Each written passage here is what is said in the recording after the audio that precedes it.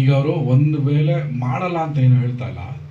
ಈಗ ಹೇಗಾಗಿದೆ ಅಂದರೆ ಕನ್ನಡ ನಂದು, ಓಕೆ, ನಾನು ತಮಿಳಲ್ಲಿ ಮಾಡ್ತಾಯಿಲ್ಲ, ತಮಿಳು ಅವ್ರದ್ದು, ಆಯಿತಾ.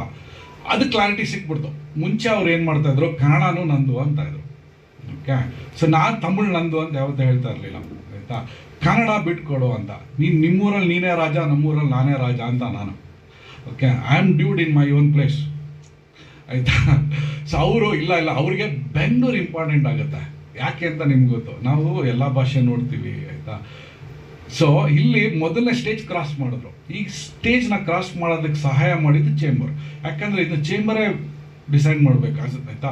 ಚೇಂಬರ್ ಕ್ಲಾರಿಟಿ ಕೊಟ್ಟರು, ನೋಡಪ್ಪ ನೀವು ಎಷ್ಟೇ ದೊಡ್ಡವರಾಗಿರಿ ಏನೇ ಇದ್ರು ಪ್ರಾಸೆಸ್ ಫಾಲೋ ಮಾಡಿರೋದು ಇವರು, ಡ್ಯೂಡ್ ಇವ್ರದೇ ಅಂತ.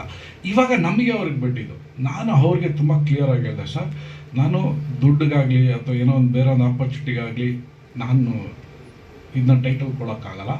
ಒಂದು ಎರಡನೇದು, ಅದೇ ಥರ ನಾನೇ ನಿಮ್ಮ ಜೊತೆ ಜಗಳನೂ ಮಾಡಲ್ಲ. We have to come up with ಏನಂದ್ರೆ ಒಂದು ಸೊಲ್ಯೂಷನ್.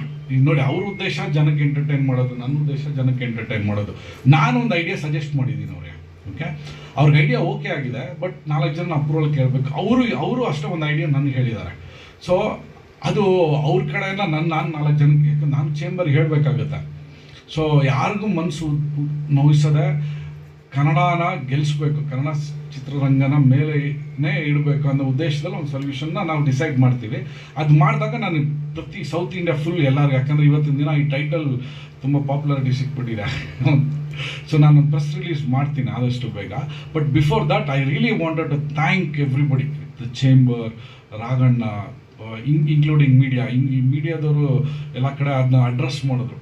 ಸೊ ಅದಕ್ಕೋಸ್ಕರ ಇದು ಒಂದು ಚಿಕ್ಕ ಸಣ್ಣ ಪ್ರೆಸ್ ಮೀಟ್.